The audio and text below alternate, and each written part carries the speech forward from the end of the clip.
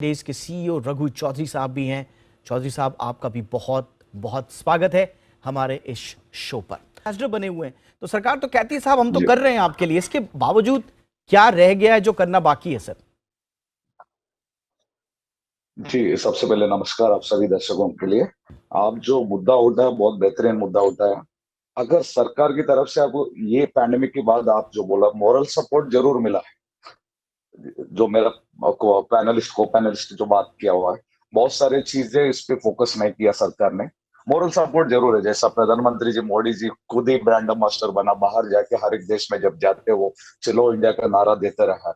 But moral support से ज्यादा कुछ टेक्निकल और एडमिनिस्ट्रेशन सपोर्ट का भी बहुत जरूरी है ये इंडस्ट्री में लेके आने के लिए। क्योंकि अगर पैंडेमिक से पहले अगर आप देखेंगे जीडीपी में, टोटल जीडीपी में हमारा जो टूरिज्म का जो दर रेशियो रहा है, कम से कम 9.4% रहा है 2018 और 19 का जो कैलकुलेशन के हिसाब से। जो टूरिज्म का, इंडियन टूरिज्म का दर रेशियो है लगभग 9.7% है। अगर अगर पैंडेमिक नहीं आया होता, ये दर रेशियो क्रॉस करके ऑलमोस्ट 11% 12% होने का चांसेस भी था। बट और डायरेक्टली और indirectly tourism industry we are the largest employment creator in this industry India particularly. जो भारत डायरेक्टली या इनडायरेक्टली लार्जेस्ट एम्प्लॉयमेंट क्रिएट कर रहा है। इस सेक्टर को खाली सिर्फ मोरल सपोर्ट देने से डेफिनेटली ये तो बनता है, बट इससे अलावा भी आपको टेक्निकल सपोर्ट और फाइनेंशियल सपोर्ट और ब्रांडिंग और इस इंडस्ट्री में जो भी जुड़े हैं टूरिज्म और हॉस्पिटैलिटी इंडस्ट्री में डायरेक्टली और इनडायरेक्टली, उनके लिए कुछ बेनिफिट देना भी बहुत जरूरी है। ताकि वो नहीं करते हुए टूरिज्म इंडस्ट्री में आप इंटरनेशनल ट्रैवलर को अभी पैंडेमिक का समय ही आपने एक टीसीएस का और एक बोझ लेके आए।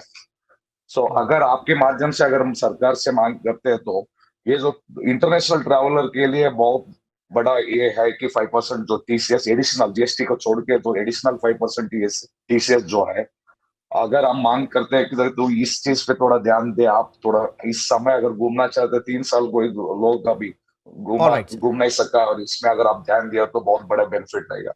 उसके अलावा भी जैसे वापस अगर टूरिज्म डिपार्टमेंट का, हमारे देश का टूरिज्म का जो दर रेशियो है, अगर जीडीपी के हिसाब से हमारा जो वर्ल्ड का, विश्व का नंबर 1 बन सकता है टूरिज्म का जो जीडीपी। और टूरिज्म का जो डायरेक्ट और इनडायरेक्ट में जो एम्प्लॉयमेंट भी इस चीज में बहुत बड़ा चेंजेस ला सकते हैं हम लोग। विश्व में नंबर 1 बन सकता है, पूरा विश्व में हम सप्लाई कर सकता है टूरिज्म के जरिए, हॉस्पिटैलिटी के बिल्कुल सर। जरिए, मैन पावर को पूरे विश्व में हम सप्लाई कर सकते हैं। तो नंबर एब्सोल्युटली। 1 बन सकता है इसमें। इस चीज एब्सोल्युटली। में बहुत और बड़ा। लॉन्ग टर्म लोन को लेकर आप कुछ एक्सपेक्ट कर रहे हैं कि कुछ नई पॉजिटिव अप्रोच लेकर सरकार आए?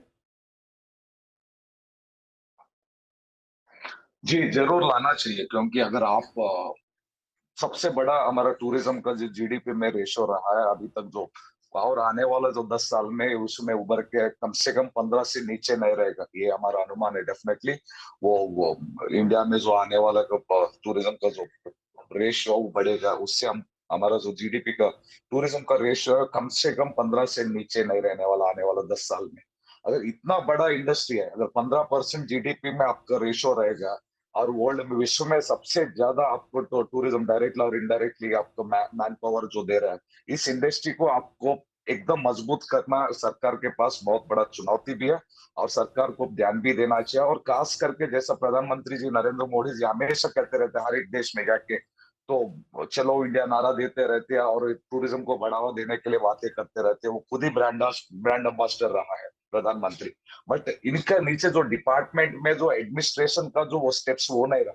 जो मॉरल सपोर्ट प्रधानमंत्री जी दे रहे हैं, नहीं तो गवर्नमेंट का अपना टूरिज्म को लेके आती थी वो है, नहीं तो चलो इंडिया जैसा नारा को लेके है, वो एक्चुअली ऑन एडमिनिस्ट्रेशन में नहीं रहा। उन चीजों में हर एक डिपार्टमेंट में, अभी निर्मला जी हो, चाहे वो किशन जी हो, टूरिज्म में जो एक्चुअली इंडस्ट्रीज में, उनको अभी जो बजट में खास करके ध्यान देना चाहिए।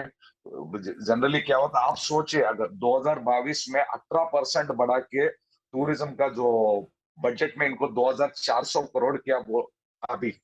सो 2022 में सबसे ज्यादा टूरिज्म का बजट है 2400 करोड़ किया था।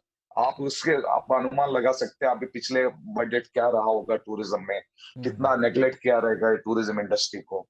ठीक है सिर्फ सर। 2400 करोड़ सिर्फ बजट है सालाना। एब्सोल्युटली, इसमें यानी कि आप अब कह रहे हैं कि बजट अनु- एलोकेशन भी बढ़ाना होगा हुआ है, लेकिन बहुत कुछ किए जाने की आवश्यकता है। इस चर्चा में आपको यही समझ में आ रहा होगा, इंडस्ट्री की तरफ से कुछ प्री मीटिंग्स जो हुई हैं उनमें भी अपनी मांगे रखी गई हैं गवर्नमेंट को। उसमें डायरेक्ट टैक्सेस से जुड़ी हुई, कस्टम और सेंट्रल एक्साइज से जुड़ी हुई, पॉलिसी रिलेटेड इश्यूज हैं, इनडायरेक्ट टैक्सेस रिलेटेड इश्यूज हैं, सारी चीज़ें उसमें दी गई हैं। बाकी हमारे तीनों पैनलिस्ट ने बहुत ही अच्छे तरीके से अपनी बात रखी है। बहुत ही इंपॉर्टेंटली पे जो जीरो डाउन करके इश्यूज को रखा है, तो वो सब मेरे ख्याल से गवर्नमेंट को संज्ञान में लेना चाहिए। और गवर्नमेंट का भी फोकस एक ही है, हम सब का भी फोकस एक ही है, पैनल में बैठे हुए तीनों पैनलिस्ट का भी फोकस एक ही है कि इस देश का हॉस्पिटैलिटी टूरिज्म सेक्टर आगे बढ़े, उसमें अपनी अपनी भूमिका कैसे निभाई जाए, ये अब देखना होगा सरकार क्या करती है। बजट में एक्सपेक्टेशंस तो बहुत हैं। बहरहाल लंबी चर्चा रखनी थी, आप लोगों के साथ अच्छा लग रहा था बातचीत करके, बहुत सारी नई नई चीज़ें पता चल रही थी, लेकिन वक्त की कमी है। थैंक यू सो मच आप तीनों का वक्त निकालने के लिए। चौधरी साहब thank you so much, Kundu साहब आपने वक्त निकाला, thank you so much. Jyoti Mayal ma'am आपका भी बहुत बहुत शुक्रिया।